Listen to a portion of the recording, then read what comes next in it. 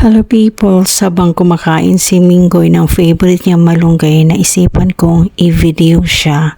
Kaso nga lang, yung focus niya hindi na doon sa pagkain ng malunggay, napunta na sa holder ng cellphone. Kaya yan siya, madali talaga siyang ma-distract.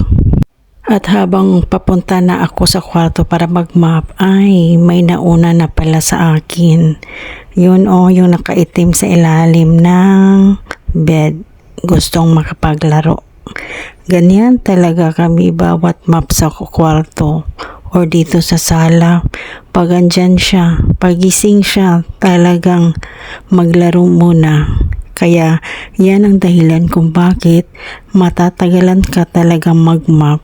Ganyan talaga ang buhay ng may pet sa loob ng bahay. Kaya bawat map ko hindi talaga ako nagmamadali. Iyan na din ang banding namin para din hindi siya maboard dahil nandito lang naman siya sa loob ng bahay.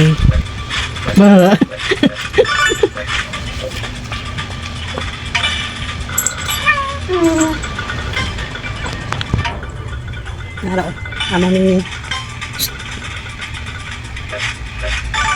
Bye.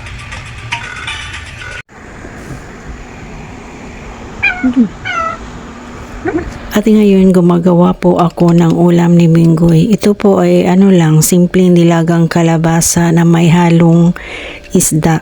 Wala pong seasoning, yan lang po.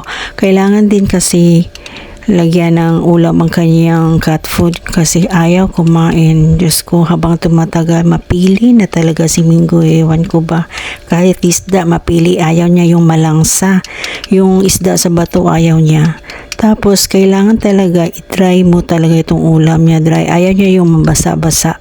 Hindi siya kumakain yan. Tapos nito, i-check ko pa yan kung may buto pang natira. Saka ko yan isasalan sa kanyang lalagyan. Last week, ang anak ko, inutusan niya akong mag-check out para sa gift daw niya sa papa niya. Ito na, dumating na. Ito ay isang dates. 1 kilo of dates to. Naka-promo kasi kaya timing na timing. At tapos free shipping pa siya. Yun, ito na.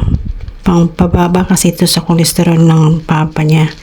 Siguro naawa dahil nung the other package na dumating, maliit lang ang nabili sa kanyang ama. At ito, sariling pera talaga niya. Pera talaga ng anak ko ang ginagamit dito. Kahit nag-aaral pa ang anak ko, makaipon din naman siya kahit konti. Dahil meron din naman siyang pera. Yung sa scholarship niya ba, hindi din naman niya halos mauubos yun. At ito, ay yung bawat niya pakete, tag 250 grams. Buy one, take one to pagkabili. Thank you for watching. Bye!